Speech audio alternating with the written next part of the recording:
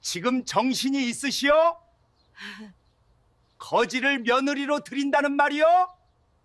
대문 앞에서 굶어 쓰러진 여인을 며느리로 맞이했다는 이유로 온 마을의 손가락질과 친척들의 비난을 받아야 했던 최진사댁. 하지만 누가 알았겠습니까? 그 거지 며느리가 3년 만에 집안을 일으켜 세우고 만석군의 전설을 만들어낼 줄을요. 척박한 돌투성이 땅을 황금밭으로 바꾼 기적, 도대체 어떻게 가능했을까요? 이야기 시작 전 구독과 좋아요는 구름야담에 큰 힘이 됩니다. 그럼 감동적인 옛 이야기 지금 바로 시작합니다. 옛날 옛적 충청도 깊은 산골 마을에 최진사댁이 있었습니다. 대대로 선비가 나온 뼈대 있는 집안이었지만 지독한 흉년과 전염병이 휩쓸고 간 뒤라 온 마을이 인심을 잃어버린 지 오래였습니다. 최진사댁의 가장 큰 걱정거리는 바로 3대 독자 아들 성수였습니다. 마흔이 넘도록 장가를 못 가 대가 끊길 위기에 처해 있었던 것이지요. 마을 사람들은 수군거렸습니다. 최진사댁도 이제 끝이로구만. 3대 독자가 저 나이까지 장가를 못 가다니. 성수의 어머니 박씨는 매일같이 칠성각에 올라 촛불을 켜고 빌었습니다. 하늘이시여, 제발 우리 아들에게 짝을 내려주시옵소서. 그러던 어느 봄날 아침이었습니다. 대문 앞에서 이상한 소리가 들렸습니다. 성수가 문을 열어보니 한 여인이 쓰러져 있었습니다. 남루한 옷에 머리는 산발이 되어 있었고 굶주림에 지쳐 숨만 가까스로 쉬고 있었지요. 이런, 사람이 쓰러져 있구나. 성수는 급히 여인을 업어 안채로 들어갔습니다. 박씨가 놀라 달려왔습니다. 어머님, 이 여인이 대문 앞에서 쓰러져 있었습니다. 일단 미음이라도 먹여야겠습니다. 박씨는 여인의 얼굴을 살폈습니다. 비록 때가 잔뜩 묻어 있었지만 눈빛만은 맑고 깨끗했습니다. 저 눈을 보아하니 좋지 않은 사람은 아닌 듯하구나. 어서 미음을 끓여오너라. 박씨와 성수는 정성껏 여인을 간호했습니다. 이틀이 지나자 여인이 겨우 눈을 떴습니다. 여기가 어디옵니까? 우리 집 대문 앞에서 쓰러져 계셨소. 이름이 무엇이오? 소녀는 분이라 하옵니다. 은혜를 갚을 길이 없사옵니다. 분이는 고개를 깊이 숙였습니다. 사흘이 지나자 분이는 몸을 추스를 수 있었습니다. 그날 저녁 성수는 어머니 앞에 무릎을 꿇었습니다. 어머님, 분이를 아내로 맡고 싶사옵니다. 박씨는 깜짝 놀랐습니다. 집안 어른들을 불러 모았지만 모두가 반대했습니다. 정신이 있으시오. 거지를 며느리로 들인다는 말이오? 삼촌, 가문의 채통을 생각하시오. 하지만 박씨는 아들의 눈빛을 보았습니다. 평생 처음으로 빛나는 눈빛이었습니다. 그리고 분이의 맑은 눈도 보았습니다. 내 아들이 선택한 사람이면 내 식구입니다. 더 이상 말씀하지 마시오. 박씨의 단호한 목소리에 집안 어른들은 입을 다물 수밖에 없었습니다. 박씨는 며느리가 될 여인을 찬찬히 살폈습니다. 손마디가 곱고 발등이 작았습니다. 보통 천한집 여인이 아님을 직감할 수 있었지요. 어머님, 소녀는 그저 떠돌던 거지일 뿐이옵니다. 무슨 소리냐? 이제 너는 내 며느리가 될 사람이다. 며느리를 귀하게 대접하는 것이 시어미의 도리지. 박씨는 자신이 아끼던 비단 저고리와 치마를 꺼내왔습니다. 이것을 입어보거라. 내가 시집 올 때 받은 옷인데 너에게 주마. 분이는 눈물을 흘렸습니다.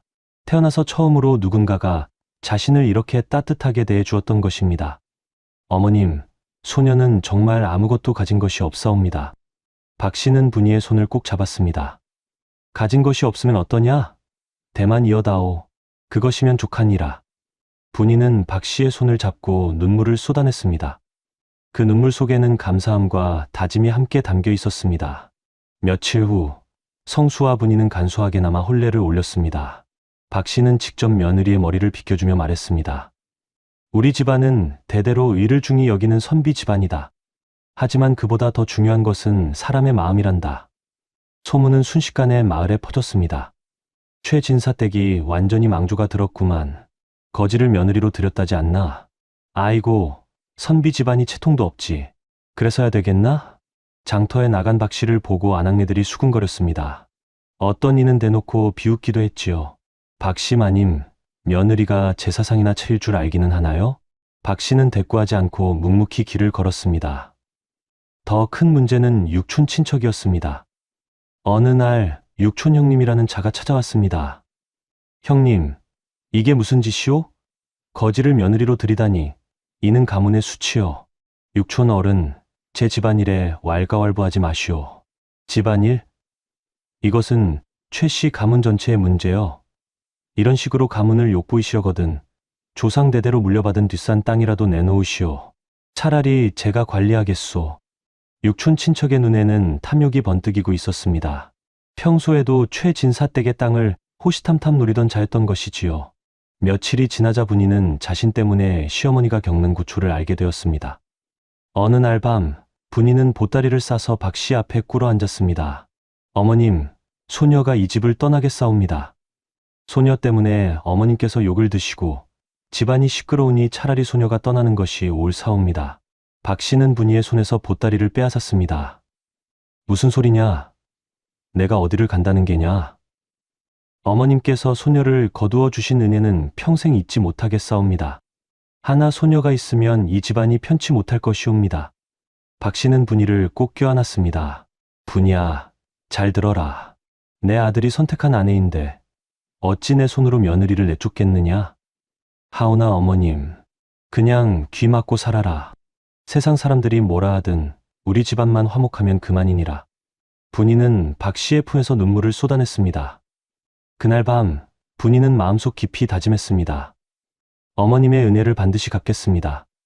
이 집안을 일으켜 세우고 세상 모든 사람이 우러러보는 가문으로 만들겠습니다. 분이는 시어머니의 마음에 보답하기 위해 날마다 집안일에 최선을 다했습니다. 새벽같이 일어나 정화수를 떠놓고 시어머니의 건강을 빌었으며 삭바느질까지 하며 집안 살림을 보탰습니다. 어느 날 분이는 성수에게 조심스럽게 말을 꺼냈습니다. 서방님, 소녀가 한 가지 제안을 드려도 되겠사옵니까? 무슨 말이오, 부인? 어머님께 고기 반찬이라도 해드려야 할 텐데 우리 형편이 넉넉지 못하지 않사옵니까? 그러니 뒷산에 버려진 땅을 개간하면 어떻겠사옵니까? 성수는 고개를 저었습니다. 그 땅은 돌투성이에 풀 한 폭이 제대로 자라지 않는 땅이오. 조상님들도 일찍이 포기한 곳이라오. 그래도 한번 살펴보시지요. 소녀가 보기에는 쓸모가 있을 듯하옵니다. 성수는 아내의 간곡한 청을 물리칠 수 없었습니다. 다음 날 부부는 함께 뒷산에 올랐습니다. 과연 돌투성이 황무지였습니다. 하지만 분이의 눈빛은 빛났습니다. 서방님, 이 땅의 흙을 한번 보시옵소서. 분이는 땅을 파서 흙을 살펴보았습니다. 그리고 여기저기 자라는 풀들을 하나하나 뜯어 냄새를 맡았습니다. 이 땅은 척박해 보이지만 특별한 약초를 키우기에는 더없이 좋은 땅이옵니다. 약초라니, 부인은 약초를 아시오? 분이는 잠시 망설이다가 입을 열었습니다. 소녀가 떠돌 때 상단에 머문 적이 있사옵니다. 그곳에서 약재를 다루는 법을 조금 배웠사옵니다. 이 땅에서는 귀한 약초인 황기와 당귀를 키울 수 있을 것이옵니다. 성수는 반신반의했지만 아내를 믿기로 했습니다.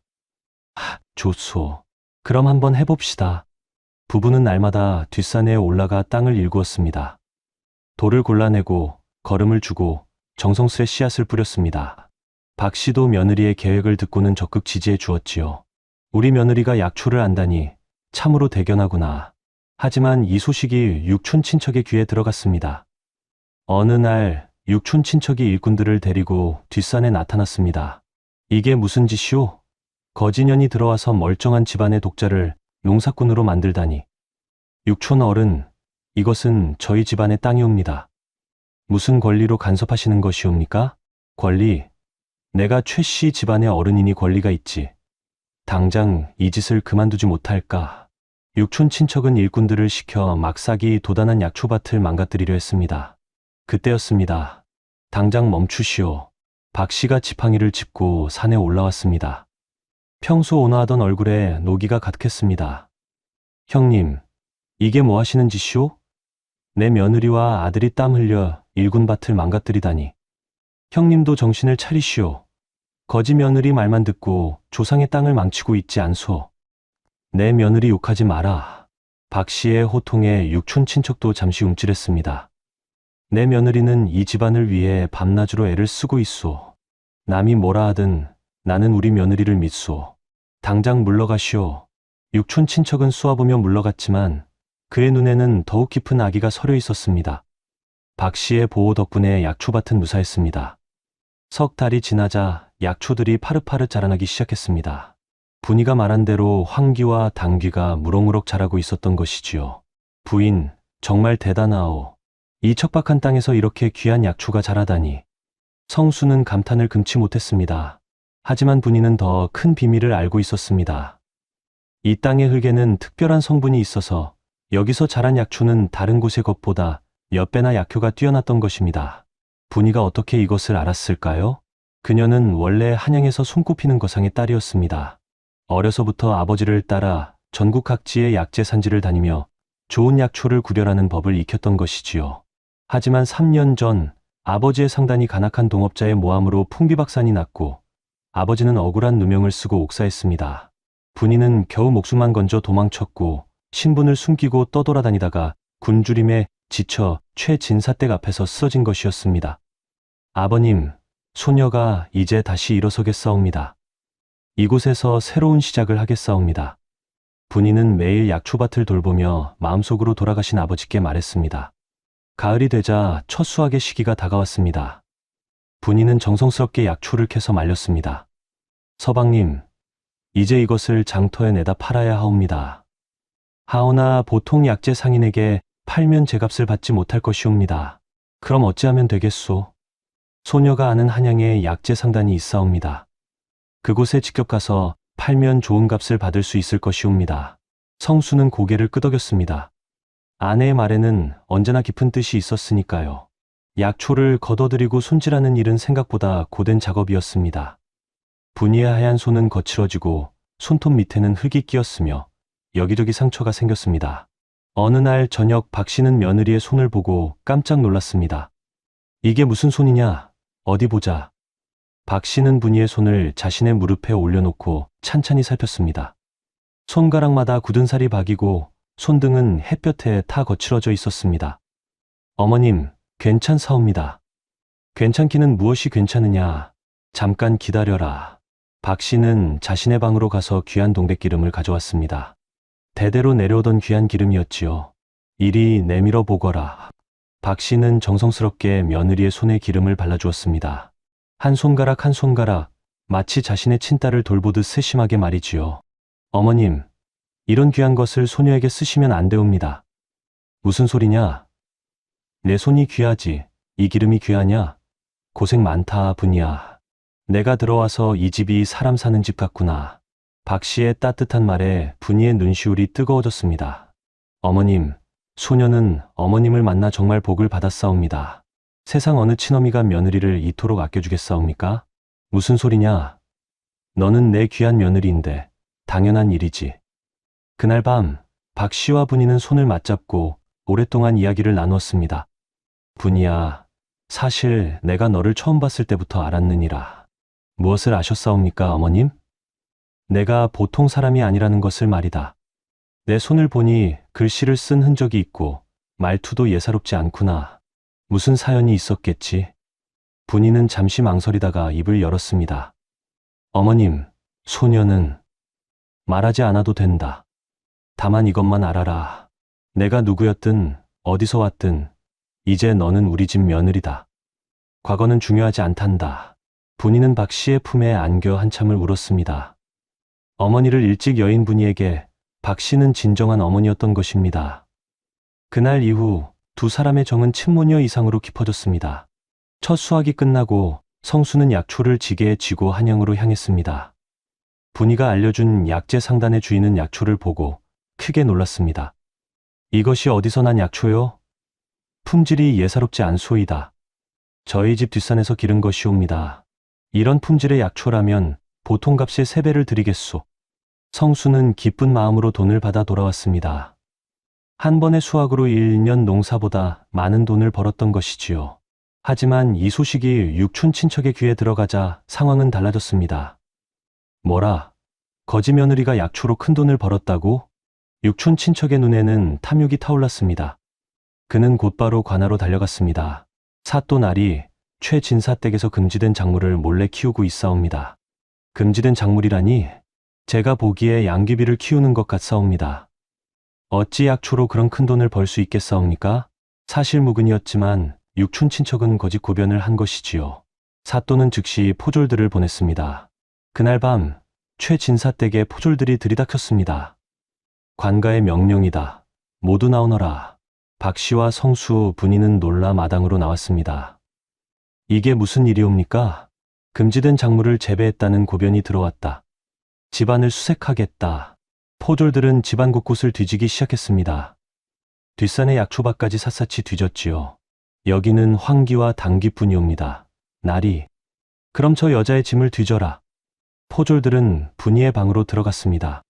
분이는 가슴이 철렁 내려앉았습니다. 자신의 짐 속에는 과거의 신분을 증명하는 물건들이 숨겨져 있었던 것입니다. 이것은 무엇이냐? 포졸 하나가 분이의 옷 속에서 비단 보자기에 싼 무언가를 꺼냈습니다. 보자기를 풀자 그 안에는 정교하게 만들어진 은으로 된 신패가 들어 있었습니다. 신패에는 한성대행수라는 글자가 새겨져 있었지요. 이것이 무엇이냐? 어찌 천한거지가 이런 귀한 물건을 가지고 있는 게냐? 박 씨와 성수는 놀라서 분이를 바라보았습니다. 분이는 입술을 깨물며 아무 말도 하지 못했습니다. 포졸은 신패를 들고 사또에게 보고하러 갔습니다. 박 씨는 조용히 며느리의 손을 잡았습니다. 분이야, 괜찮으니?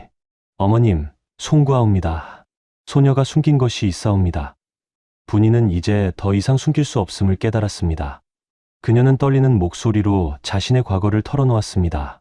소녀는 한양 장통방에서 큰 약재 상단을 운영하던 정대행수의 딸이옵니다. 하오나 3년 전 동업하던 간악한 자의 모함으로 아버님께서 옥사하시고 상단은 몰락했사옵니다. 그래서 내가 떠돌다가 우리 집 앞에서 쓰러진 것이로구나. 그러하옵니다. 소녀는 신분을 숨기고 살아야 했사옵니다. 저 신패는 아버님께서 마지막으로 남겨주신 것으로 한양 약재 상인들 사이에서는 여전히 효력이 있는 것이옵니다. 성수는 아내의 손을 꼭 잡았습니다. 부인, 그런 사연이 있었소. 혼자 얼마나 힘들었소? 서방님, 어머님, 숨긴 것을 용서하여 주시옵소서. 박 씨는 며느리를 끌어안았습니다. 무슨 죄가 있느냐? 살기 위해 어쩔 수 없었던 일이 아니더냐. 걱정하지 마라. 어찌 되든 우리가 함께 이겨내마. 하지만 상황은 더욱 나빠졌습니다. 이튿날 육촌 친척이 사또와 함께 나타났습니다. 육촌 친척은 사또에게 뇌물을 바쳐 결탁한 것이었지요. 저 신패는 분명 도둑질한 것이 틀림없소. 저런 거지가 어찌 대행수의 딸이겠소. 사또는 신패를 빼앗아 들고 말했습니다. 이것은 관아에서 보관하겠다. 그리고 신분 사칭 및 도둑질 혐의로 조사를 받아야겠다. 사또 나리, 소녀는 결코 도둑이 아니옵니다. 그것은 조사를 해봐야 알 일이다. 일단 이 여자를 옥에 가두어라. 포졸들이 분이를 잡으려 하자 박 씨가 앞을 막아섰습니다. 안 됩니다. 내 며느리는 죄가 없소이다. 비키지 못할까? 관가의 명을 거역하려는 게냐? 그때였습니다. 분이의 눈빛이 변했습니다. 지금까지 순박하고 착하기만 하던 며느리의 눈에서 날카로운 빛이 뿜어져 나왔습니다. 감히 내 가족을 해하려 드는가? 분이의 목소리가 달라졌습니다. 더 이상 움츠러든 거지가 아니라 당당한 상인의 딸이었습니다. 사또, 그대는 지금 무고한 백성을 해하고 있소. 내가 정대행수의 딸 정분이라는 것을 증명해 보이겠소. 허튼 소리 말라. 증거도 없이 무슨. 증거가 필요하다면 보여드리지요. 분이는 신패를 가리켰습니다.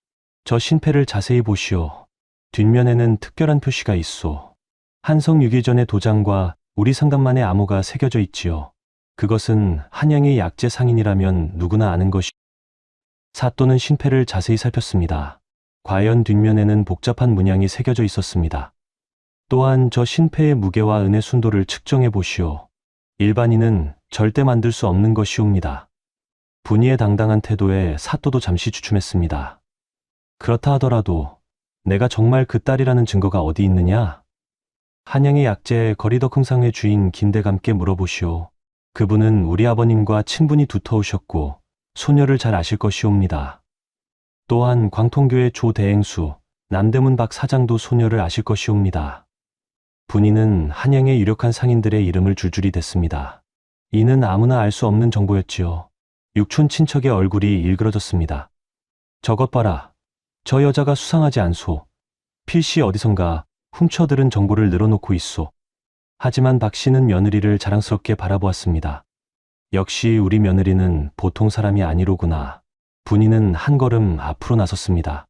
사또, 만약 소녀의 신분이 거짓으로 드러난다면 어떤 벌이든 받겠소.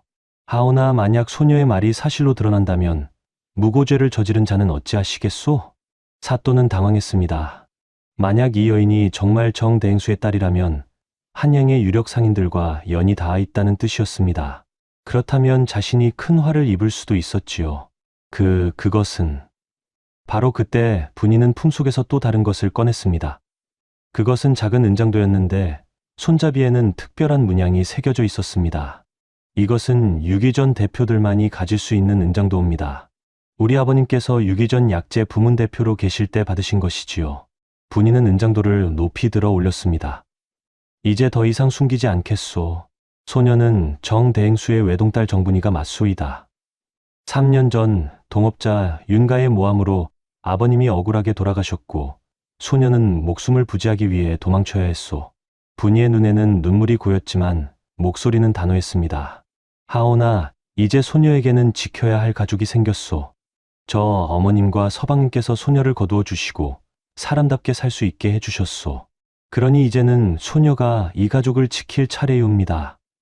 박 씨는 눈물을 흘리며 며느리를 바라보았습니다. 육촌 친척은 안색이 새파래졌습니다. 만약 분이의 말이 사실이라면 자신은 한양의 유력 상인과 원수를 맺는 셈이 되는 것이었습니다. 사또, 빨리 한양에 사람을 보내시오. 소녀의 신분을 확인하시오. 그리고 그때까지 소녀는 이곳을 떠나지 않을 것이옵니다. 사또는 어쩔 수 없이 한양에 사람을 보내기로 했습니다. 하지만 육촌 친척과 사또는 쉽게 물러서지 않았습니다.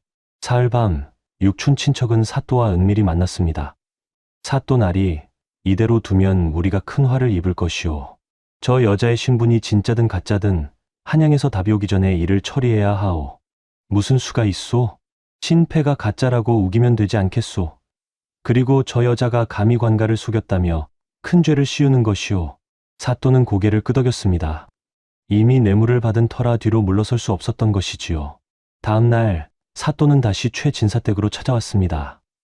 조사 결과 저 신패는 가짜로 밝혀졌다. 무슨 소리옵니까? 한양에 확인도 하지 않았는데 어찌 가짜라 하시옵니까? 내가 보기에 가짜다. 정대행수의 집안은 3년 전 완전히 몰락했고 그 딸도 죽었다는 소문이 있다. 내가 어디선가 주워서 신분을 사칭한 것이 틀림없다. 그것은 사실이 아니옵니다. 내가 감히 관가를 속이고 신분을 사칭했으니 이는 큰 죄다. 당장 옥에 가두어라. 포졸들이 달려들어 분이를 잡으려 했습니다. 성수가 아내를 감싸려 했지만 포졸들에게 밀려났습니다. 서방님, 부인. 바로 그때 박 씨가 나섰습니다. 잠깐.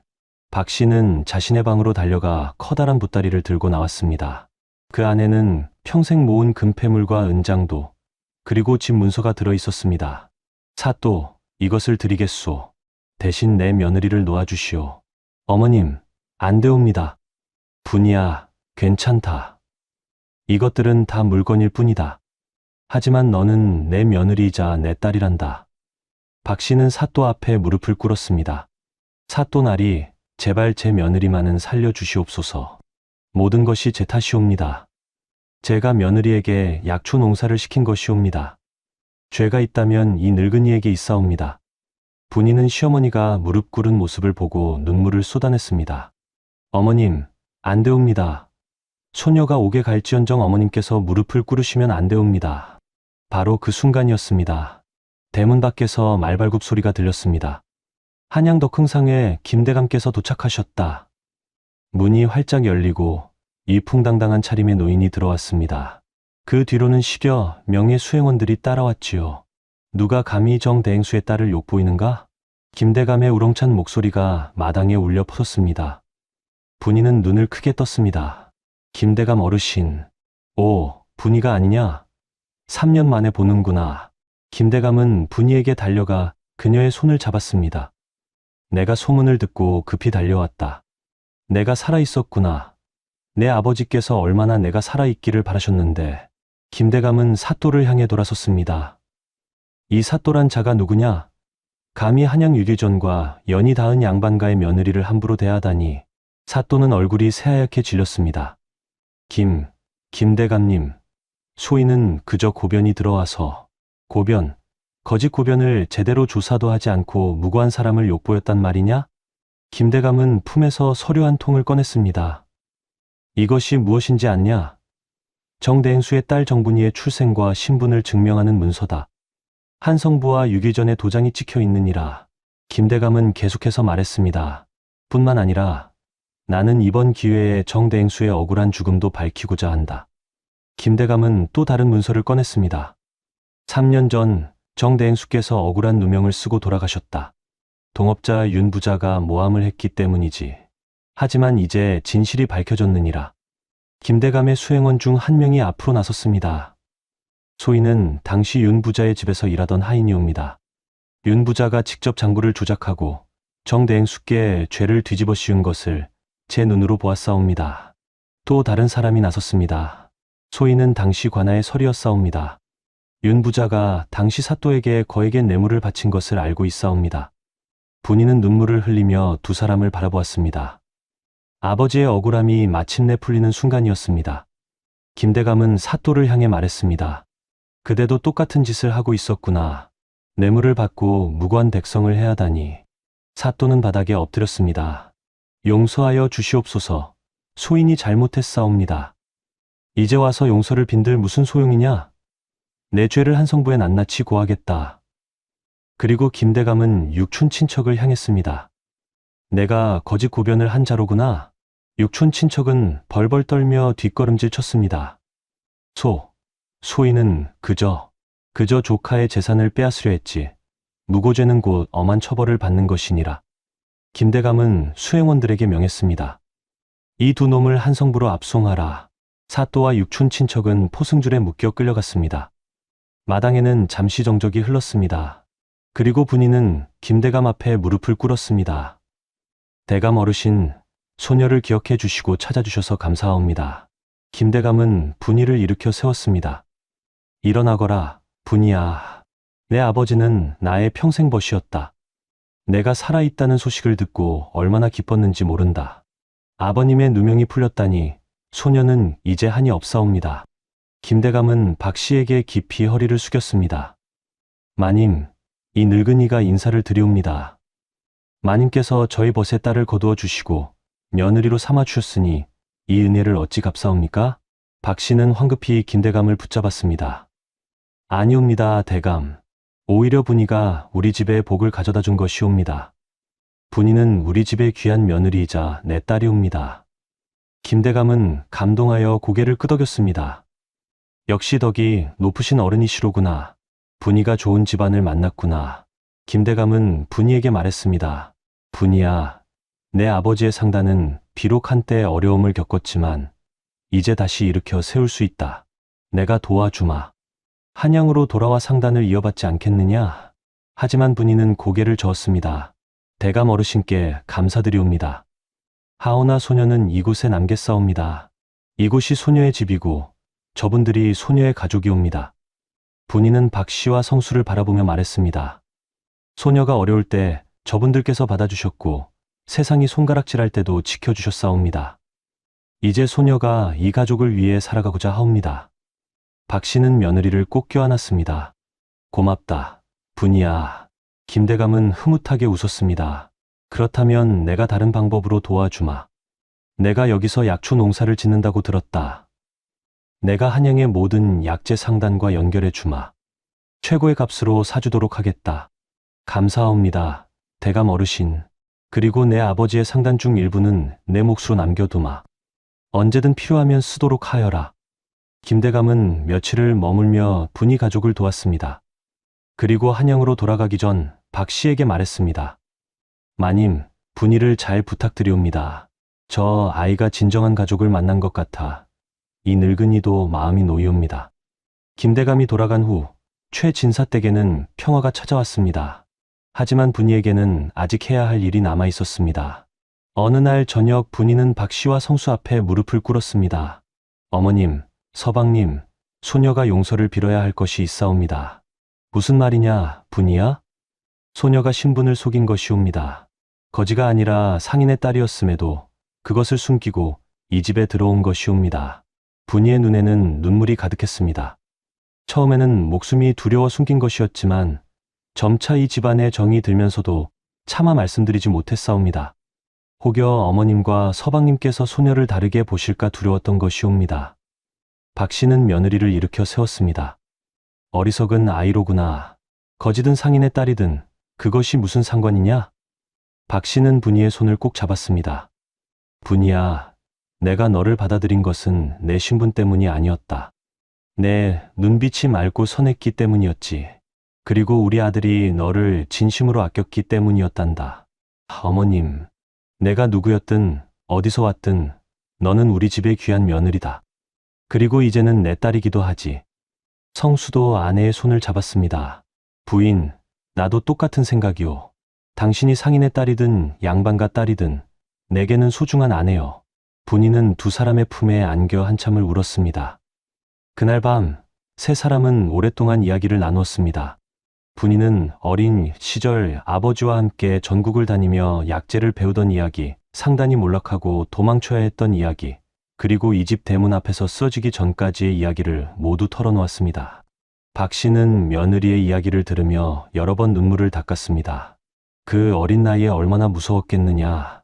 혼자서 다 견뎌내었구나. 어머님께서 받아주시지 않았다면 소녀는 길거리에서 죽었을 것이옵니다. 어머님께서 소녀에게 새로운 삶을 주셨사옵니다. 박 씨는 며느리의 머리를 쓰다듬었습니다. 이제 다 지난 일이다. 앞으로는 행복하게 살자꾸나. 그리고 박 씨는 웃으며 말했습니다. 그나저나 우리 며느리가 약재를 그렇게 잘 아는 줄 몰랐구나. 뒷산의 땅을 보고 약초를 키울 생각을 하다니 참으로 기특하더라. 그것은 아버님께서 가르쳐 주신 것이옵니다. 아버님께서는 항상 말씀하셨사옵니다. 좋은 약초는 척박한 땅에서 자란다고 말이지요. 훌륭하신 아버님이셨구나. 그러하옵니다. 그래서 소녀는 아버님의 가르침을 이곳에서 이어가고 싶사옵니다. 그리고 어머님과 서방님께 보답하고 싶사옵니다. 성수가 물었습니다. 부인, 그럼 처음부터 뒷산 땅의 가치를 알고 있었단 말이오? 분이는 부끄럽게 웃었습니다. 그러하옵니다. 소녀가 처음 이 마을에 왔을 때 뒷산을 보고 깜짝 놀랐사옵니다. 저런 귀한 땅이 버려져 있다니 하고 말이지요. 허허, 그랬구나. 하오나 그것만으로는 부족하옵니다. 앞으로 소녀가 더 열심히 일하여 이 집안을 일으켜 세우겠사옵니다. 박 씨는 흐뭇하게 며느리를 바라보았습니다. 우리 며느리 참으로 기특하구나.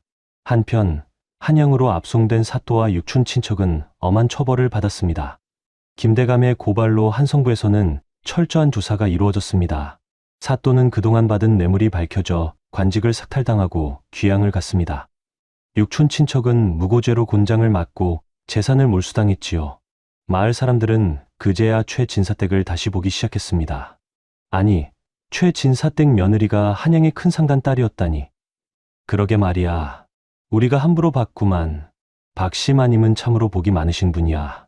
며느리를 잘 얻으셨어. 마을 사람들은 하나둘씩 최진사댁에 찾아와 사과했습니다. 마님, 그동안 무례하게 굴어서 송구하옵니다. 박 씨는 너그럽게 웃으며 말했습니다. 괜찮습니다. 다 지난 일이지요. 분이도 마을 사람들에게 원망을 품지 않았습니다. 오히려 약초 농사를 짓고 싶어하는 이웃들에게 기꺼이 방법을 가르쳐 주었지요. 이렇게 땅을 고르고 이런 걸음을 주면 됩니다. 어렵지 않으니 해보세요. 며느님, 고맙습니다. 분이의 지도로 마을 전체가 약초 농사를 시작했고 온 마을이 함께 부유해졌습니다. 김대감도 약속대로 한양의 약재 상간들과 연결해 주었습니다. 최진사댁의 약초는 품질이 뛰어나다는 소문이 퍼지면서 전국에서 주문이 밀려들었지요. 1년이 지나자 최진사댁은 크게 부유해졌습니다. 허름했던 집은 기와를 올려 새로 지었고 마을 사람들에게도 일자리를 주었습니다. 박 씨는 며느리의 손을 잡고 말했습니다. 분이야, 정말 고맙구나. 내 덕분에 이 집안이 다시 일어섰다. 아니옵니다, 어머님. 어머님께서 소녀를 믿어주셨기에 가능한 일이었사옵니다. 어느 날 옛 육촌 친척의 가족들이 찾아왔습니다. 남편을 잃고 알거지가 된 육촌 친척의 아내와 어린 자식들이었지요. 형님, 저희가 잘못했사옵니다. 제발 살려주시옵소서. 박 씨는 분이를 바라보았습니다. 분이는 잠시 생각하다가 말했습니다. 일어나세요. 죄를 지은 것은 육촌 어른이지 댁과 아이들이 아니지 않습니까? 분이는 그들에게 집 한 채와 밭을 내어주고 일자리도 마련해 주었습니다. 다만 다시는 남을 해하려는 마음을 먹지 마세요. 정직하게 살아가시기 바랍니다. 육촌 친척의 가족들은 눈물을 흘리며 절을 했습니다. 마을 사람들은 분이의 너그러운 마음씨에 감탄했습니다. 이듬해 봄, 분이는 아들을 낳았습니다.